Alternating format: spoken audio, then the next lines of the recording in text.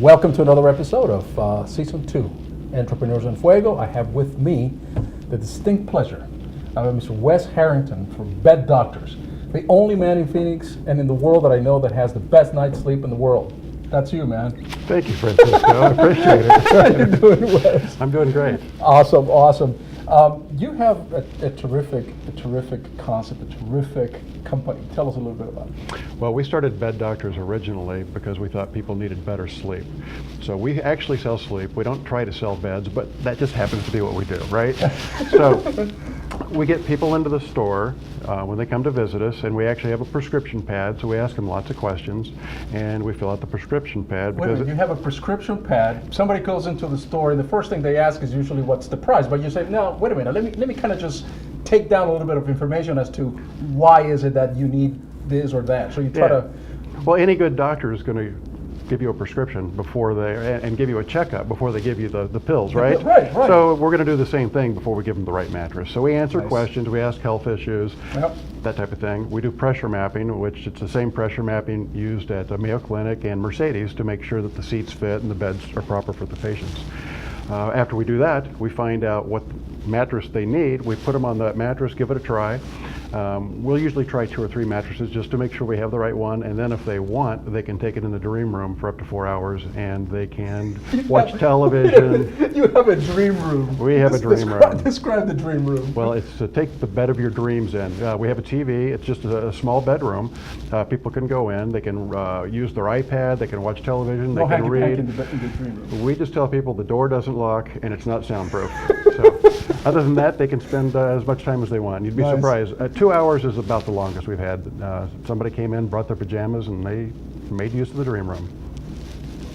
That's fascinating. It's good. That's fascinating. So, how did you come up with this thought? How did you come up with this dream doctors and the BedDrs? Well, you know, I was in the wholesale side of the business for almost 22 years, and I was with Sealy and I was with Serta, and I've helped hundreds of small entrepreneurs that have sleep shops. Yeah. So I just basically stole other good ideas and put it in my store.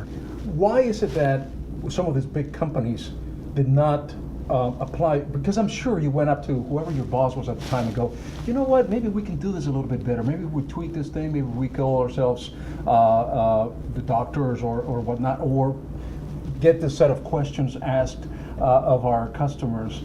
Maybe we can improve our sales and everything else, and I'm sure you did that. Oh, absolutely, yeah. But it fell on deaf ears. Well, you know, the wholesale side is a little bit different. They don't really understand retail, and I got to tell you, on the wholesale side, I didn't understand it as well as I do now either.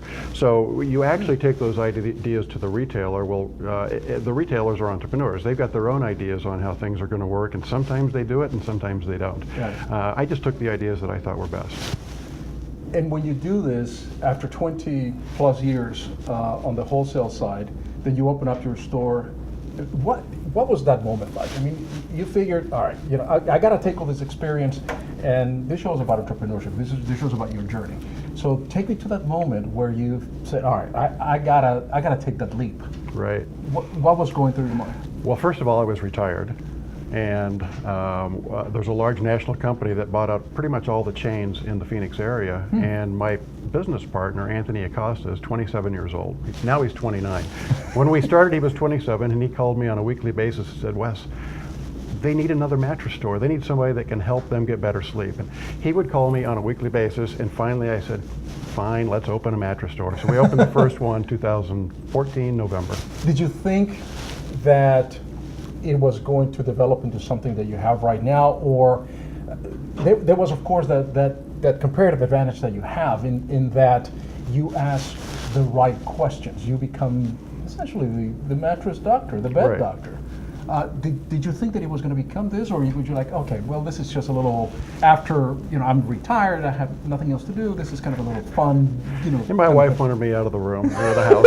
So actually, you know, when we were putting the whole thing together, we were just coming up with ideas and things that we had seen in the past that worked. And when I was talking to my attorney about using BedDrs name, he goes, well, you don't want people to think you're a doctor, and we were going to use pressure mapping. So I said, well, DRS, what could that be?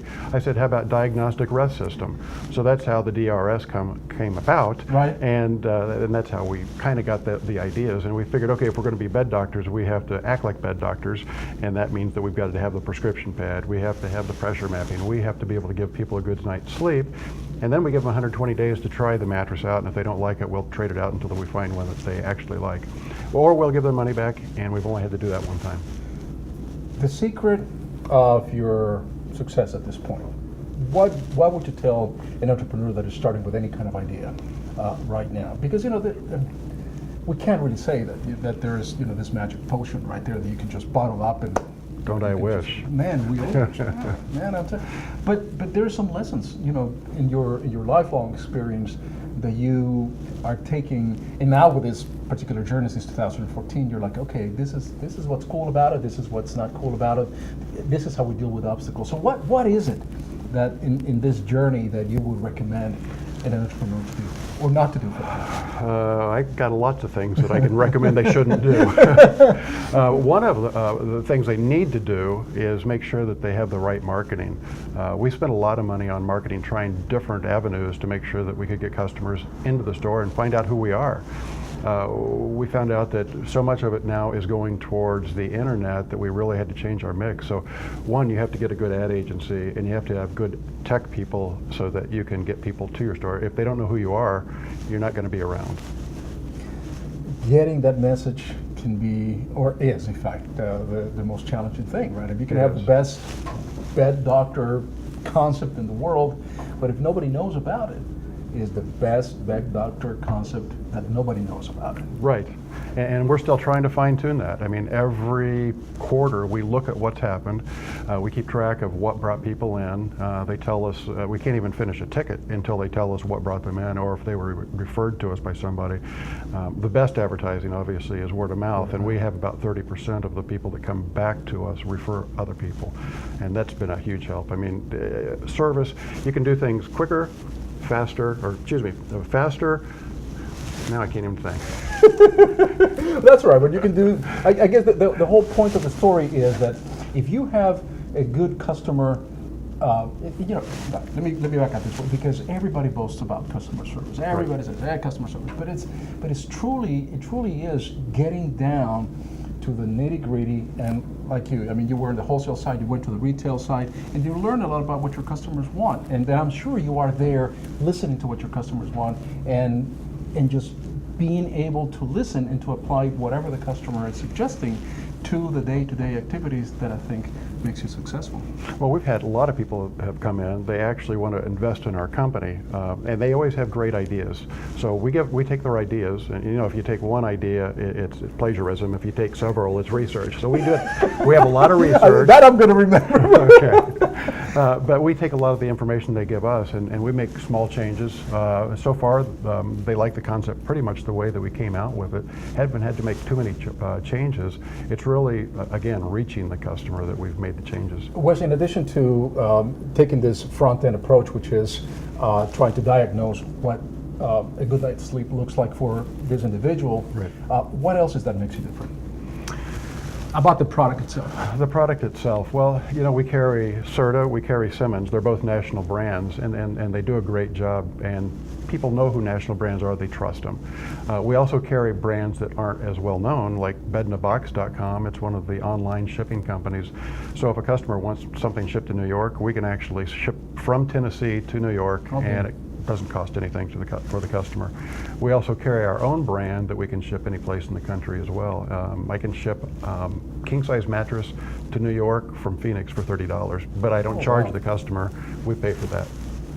Now I'm having an idea. Now, if I wrap myself in the bed, that would save me a lot of money on plane ticket, right? I mean, just ship me. It would. I'm just coming up with some ideas over here.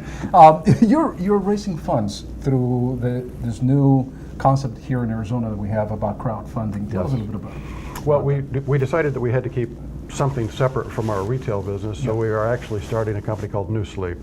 New Sleep for a new you, actually, okay? It kind of goes together. Yep. Well, what we're going to do is direct to the consumer from the manufacturer, ship everything, and we're going to have a new website. The crowdfunding itself is very interesting because it's unlike Kickstarter, because you might get a mug, or you might get a T-shirt, or you might get nothing if you invest in a company in Kickstarter.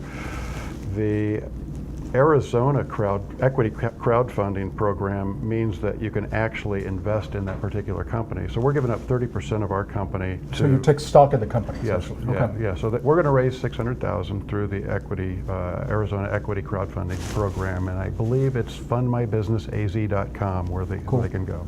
Cool. And so with that, what do you hope to do with the money that you raise? Expand into other locations? Here, statewide, nationwide? Well, it's actually, it'll only... Here's what's going to happen, Wes. You know, we're going to hold you to this thing. I know. Right? 2 years from now, man, I'm going to invite you. I'm going to go, all right, this is what you said right here in tape. It'll be like the 60 minutes. Well, it'll be like a politician. You're going to catch me. So you've got BedDrs over here. Yep. You've got New Sleep over here. Completely separate companies. Okay, so the money that we're going to raise for New Sleep will be used for operations, and it'll be used to market the product online. Sure. Other than that, that's what we're using it for. We have to be able to reach the consumer. Nobody's going to come to our website if we don't get the word out. You have to put yourself in such a distinct place to compete with the rest of the world. I don't care what product or service you have, and you're doing it incredibly well, man. Well, I'm trying. So for New Sleep to be different, they have, all our competitors do one bed fits all. So you can buy one bed from them, and they're saying, okay, that's great, that's all you need. So we're going to have 5 different mattresses and 5 different price points. We're basically saying, well, you know what, Francisco, my shoes wouldn't fit you, so why would my mattress? So that's what's going to make us different. That's our marketing differentiation. How often should we change our mattress? Well, I can tell you the average mattress has changed every 10.2 years. There's 2.3 mattresses sold for every household based on the bedrooms. But really, it depends on you sometimes. The mattress will last about the same length of time, but as you get older, your body changes, and the mattress changes a little bit as well. It gets worn out. 10.2 years. Yes. I did not know that. Well, see, now something everybody needs to know, right? Now we know. Now I've got another, maybe I got another 4 years before I can change my mattress. But if I am going to change my mattress, whenever I'm going to change my mattress, I know where to go, man. Thank you. And I'll probably spend a good 2-3 hours in that dream sleep room.